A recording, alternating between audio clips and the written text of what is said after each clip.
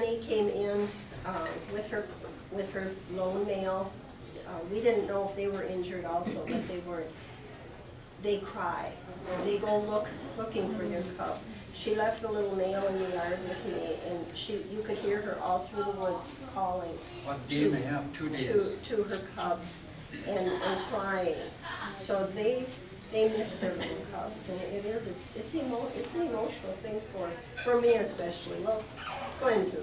And then when the family breakup happens in May and June, the same thing.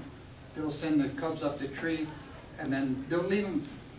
They know we're going to take care of them evidently, because you leave the cubs near us, or even in the yard, and then they'll take off, and then the cubs cry for a day and a half. And then sometimes the very next day the cubs will separate themselves, or they'll stay together for a little while and then they separate. And then they'll start coming in independently. That's what Lone Star did when Cookie abandoned him. He was up in the tree, and when it was at 11 o'clock at night, his cub is crying and we're trying to go to bed and sleep. And somebody else had a question. You just listen to I had a question about did the females have any territory issues with each other? Because you know, we always hear about how Lily and June and they have their territories, but really our cabin area has always been Dot's, because she was our first one.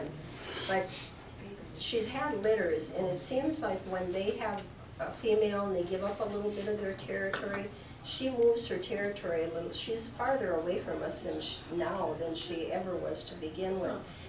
But it seems like they know. But when they come into our yard, we've had up to 19 bear in our yard at one time.